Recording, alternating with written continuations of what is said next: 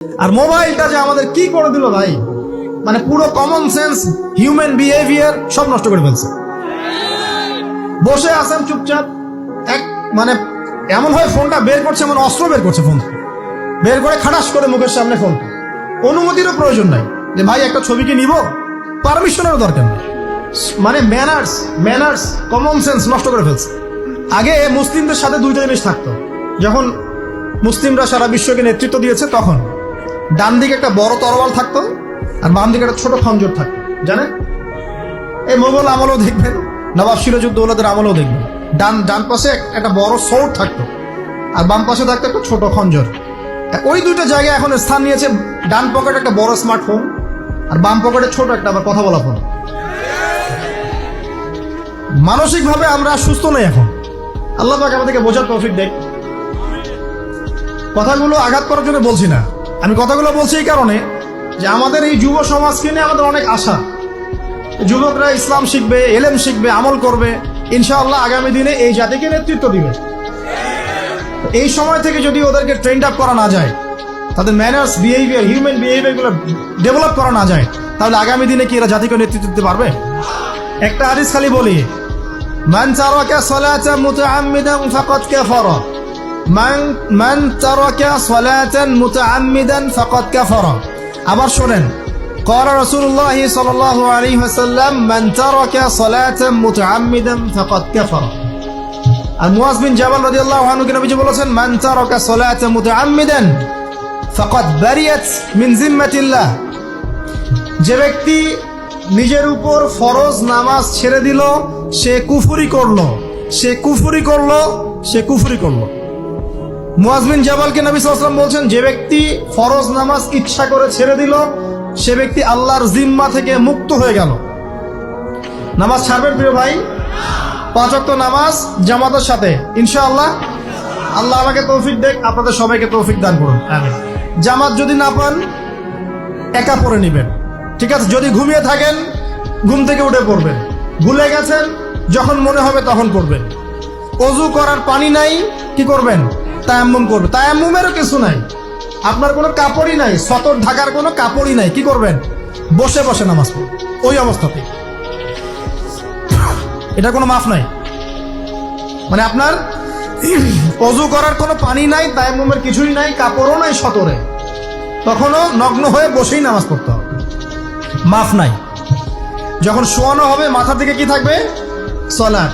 তাহলে আমরা যারা ফরজ সালাত এখন আদায় করছি না, আজকে তওবা করেন, বলেন আস্তাগফিরুল্লাহ আল্লাযী লা ইলাহা ইল্লা হুয়াল হাইয়ুল কাইয়্যুম ওয়া আতুবু ইলাইহি। হে আল্লাহ, আমরা তওবা করছি, সারা জীবনে যত নামাজ পড়ি নাই, এই সমস্ত নামাজ না পড়ার পাপ থেকে তোমার কাছে তওবা করছি। ঠিক আছে? এটা আস্তাগফিরুল্লাহর অর্থ নয়, আমি বাংলায় বললাম। আর যদি নামাজ কাজা করে আদায় করে দিতে পারেন আলহামদুলিল্লাহ, খুবই ভালো হয়। যদি নাও পারেন তাও এখন থেকে আর কোনো নামাজ বাদ দিয়ে না, আর বেশি বেশি নফল নামাজ পড়ার চেষ্টা করেন। আল্লাহ পাক তৌফিক ইনায়াত করুন। তারপরে ডান দিকে কি? সওম। সওম মানে কি? রোজা। রমজান মাসে রোজা রাখি সবাই তো, মাশাআল্লাহ, আলহামদুলিল্লাহ। রমজান মাসে সওম রাখার পাশাপাশি বেশি বেশি নফল সওম রাখার ব্যাপারে অভ্যস্ত হওয়ার চেষ্টা করতে হবে। সবচেয়ে সেরা সওমগুলো হচ্ছে মাসের 3 দিন, আইয়ামে বীজের সওম, চাঁদের 13, 14 এবং 15 তারিখ।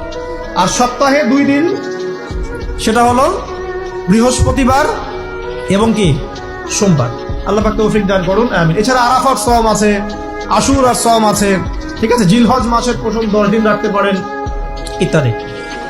এবার বাম দিকে কি? যাকাত। যেটা বলছিলাম, যাকাতের সাথে আমরা খুব একটা পরিচিত নই, অথচ যাকাত একটা ফরজ ইবাদত। কেউ যদি নামাজ এবং যাকাতের মধ্যে পার্থক্য করে, সে ব্যক্তি কাফের হয়ে যাবে। কেউ যদি মনে করে নামাজ আমি মানি, যাকাত আমি মানি না, তাহলে কাফের হয়ে যাবে। নিসাব পরিমাণ সম্পদ হলে প্রত্যেক মুসলিমের উপর যাকাত ফরজ, ঠিক আছে? এবং এই যাকাতই হচ্ছে আপনার ইসলামিক অর্থনীতির মূল ভিত্তি। যাকাত হচ্ছে ইসলামিক অর্থনীতির কি? যে কথা বলছিলাম প্রিয় ভাইরা, দেখুন, যাকাত ইসলামিক অর্থনীতির মূল ভিত্তি। কিভাবে জানেন?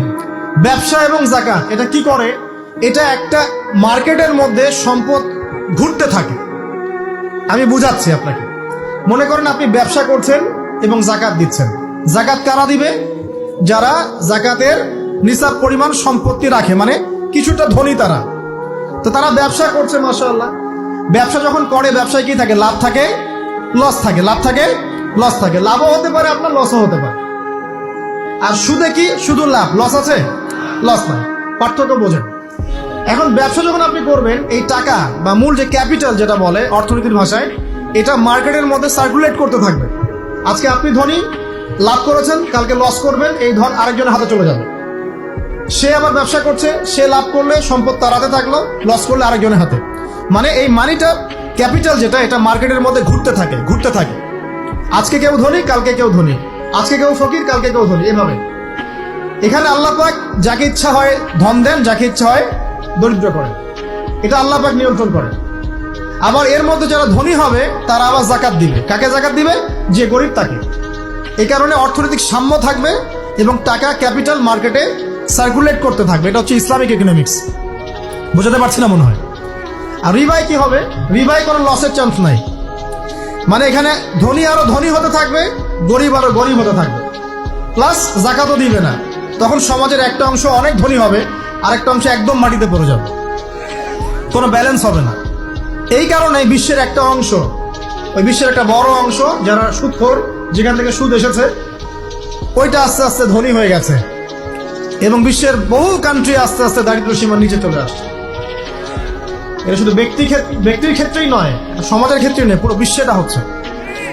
তো এই হলো রিবা এবং ব্যবসা ভিত্তিক, জাকাত ভিত্তিক ইকোনমিক সিস্টেমের পার্থক্য, বেসিক ডিফারেন্স। রিবার মধ্যে আল্লাহ পাক তার হাত উঠিয়ে নেন, আল্লাহ পাক সেখানে আর ইন্টারফেয়ার করেন না। ঠিক আছে, সুদ খাচ্ছ, তুমি তোমার মতো চলো। আর ব্যবসা ভিত্তিক ইকোনমিক্স চললে আল্লাহ পাক সেখানে কাউকে ধন দিবেন, কারো কাছ থেকে নিবেন। আপনার ধন নিয়ে আমাকে দিবেন, আমার ধন নিয়ে আপনাকে দিবেন। আর আমি যদি ধনী হই, আমি আবার জাকাত দিব, সেই জাকাতের টাকা আবার আপনার হাতে যাবে। কেউ না খেয়ে মরবে না। প্রথম কথা, আপনাকে ইসলামিক নিয়মতান্ত্রিক জীবনযাপন করতে হবে। তার আগে খালেস তওবা করে ফিরে আসেন। তওবা করে ফিরে আসেন, আল্লাহ চাইলে সেই মহাপাপও মাফ করতে পারেন।